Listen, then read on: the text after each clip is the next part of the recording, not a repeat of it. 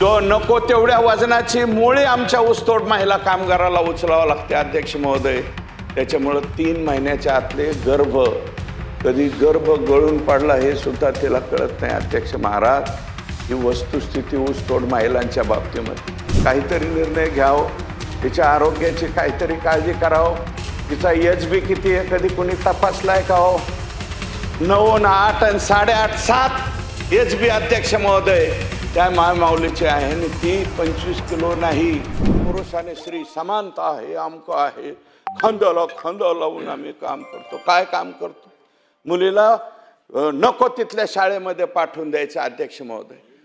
अध्यक्ष महोदय, राज्यस्तरीय लेवलच्या नॅशनल लेवलच्या मुली 18 वर्ष वयापर्यंतच्या मुली ज्यांनी 10वीला किशोरवयीन मुली जे प्रावीण्य मिळवलं 12वीला असताना त्या सुद्धा नॅशनल खेळल्या अध्यक्ष महोदय। नॅशनल खेळलेल्या मुलीचं 8 दिवसांनी लग्न लावून दिलं जातं।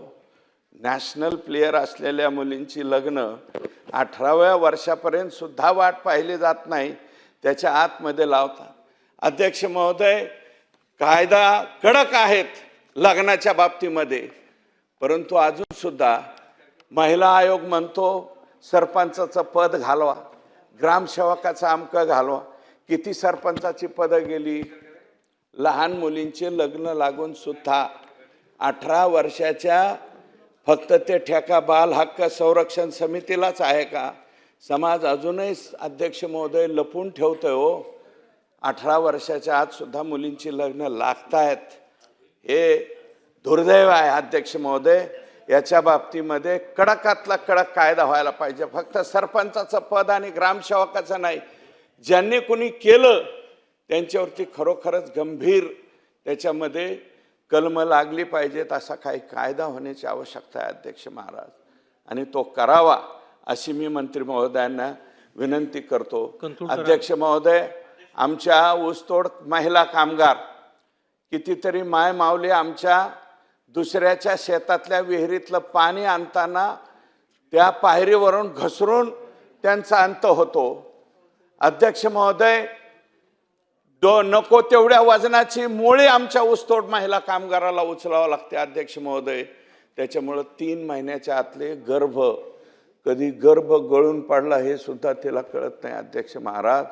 ही वस्तुस्थिती ऊसतोड महिलांच्या बाबतीमध्ये सॅनिटरी नॅपकिन हे तर आम्हाला माहीतच नाही, मग तुम्हाला योजनाच द्यायची तर खरोखर त्या दुबेताई म्हणल्या तसं सॅनिटरी नॅपकिनच्या बाबतीत ऊसतोड कामगारांच्या महिलाच्या बाबतीत काहीतरी निर्णय घ्यावं, तिच्या आरोग्याची काहीतरी काळजी करावं। तिचा एचबी किती आहे कधी कोणी तपासलाय का हो? 9, 8 आणि 8.5, 7 एचबी अध्यक्ष महोदय त्या मायमाऊलीची आहे आणि ती 25 किलो नाही, 50-50 किलोची मुळी स्वतःच्या डोक्यावरती पायरीवरनं चढून अध्यक्ष महोदय ट्रॅक्टरच्या आणि ट्रकच्या त्या याच्यावरती तिला टाकावी लागते। त्या माय माऊलीच्या बाबतीमध्ये आरोग्याच्या बाबतीमध्ये तिला गर्भाशयमध्ये मूलबाळ असेल तर त्याच्यावर सरकारी नोकरीतल्या महिलेला 1-1 वर्षाची सुट्टी मिळते, कुणाला 1.5 वर्षाची सुट्टी करा म्हणता। अहो, आमची माय माऊली पाचरटातच अक्षरशः बाळातीन होते, तिच्या बाबतीमध्ये काहीतरी निर्णय करण्याची आवश्यकता आहे ना। ते निर्णय संपवतो अध्यक्ष महोदय। अध्यक्ष महोदय, सगळ्या क्षेत्रामध्ये दूध उत्पादनामध्ये सुद्धा अध्यक्ष महोदय आपला मतदारसंघ अग्रेसर आहेत, आम्ही अग्रेसर। फक्त दूध देऊन आमचा बापड्या घालतोय, त्या गायीला चारा घालण्यापासून तिचं शेण काढण्यापासून डोक्यावरती तिच्या टक्कल पडायची पाळी आली अध्यक्ष महोदय, परंतु पगार मात्र स्त्री सौभाग्यवतीच्या हातात जातच नाही, स्त्रीच्याच हातात जातो। आणि हा स्त्री म्हणजे सगळेच नाही म्हणत, पण काही काही स्त्री संध्याकाळी सरळ सुद्धा घरी जात नाहीत, त्यांची सायकल मोटरसायकल डवलत डवलत घरी जाते अध्यक्ष महोदय। माझं मत असं आहे की महाराष्ट्रामध्ये का निर्णय होऊ शकत नाही अध्यक्ष महोदय? हे पुरोगामी राज्य आहे, महिला धोरण पहिल्यांदा पवार साहेबांनी घेतलेलं हे महाराष्ट्र राज्य आहे। मग आता या दूध उत्पादक महिलेला पगार तिच्या नावावरती का होत नाही अध्यक्ष महोदय? काहीतरी अट टाका ना तुम्ही। महिलांच्या दूध उत्पादक संस्था काढल्या आम्ही, पण महिलेच्या हातात पगार का जात नाही याचा सुद्धा विचार करण्याची आवश्यकता आहे. जर पगार माय माऊलीच्या हातात गेला तर त्याला ती व्यवस्थित हिशोब किताब तरी करेल अध्यक्ष महोदय. म्हणून तिथला एक मान द्यावा. आणि अध्यक्ष महोदय, ग्रामीण भागात आपण आहात, मी आहे, 90% संसार अध्यक्ष महोदय हे महिलांच्या शोषितपणामुळं आणि सहनशीलतेमुळे चालू आहेत. 90%. जर का त्या महिलांनी वाकडं तिकडं म्हणलं ना तर संसारच टिकणार नाहीत अध्यक्ष महोदय. इतकी वाईट अवस्था आहे. संपवतो अध्यक्ष महोदय. पूर्वी हे मध्ये तो आजार आल्याच्या नंतर महिलांचं म्हणजे मुलींचं मुलाचं हे दोघांचं राशी भविष्य बघण्यापेक्षा मध्ये काहीतरी लोक म्हणले होते की ब्लड तपासून त्यांचं लग्न जमवलं पाहिजे. अध्यक्ष महोदय, आता काही मुली कमी झाल्यामुळं बापसुद्धा भारी झाले.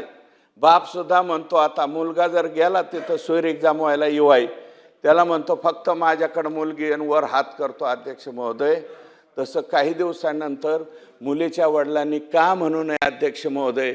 आम्ही आता आईचं नाव लावायचा निर्णय घेतला अध्यक्ष महोदय. आमच्या नावाच्या पुढं सगळ्यांच्या मंत्र्यांच्या सुद्धा पाट्या दिसत आहेत. मुख्यमंत्र्यांची पाठी दिसते अध्यक्ष महोदय. मागं महालक्ष्मी का काय नावाची योजना होती, कुटुंबाच्या 7 बाऱ्यावरती नाव टाकायची. किती लोकांनी 7 बाऱ्यावरती नावं टाकले.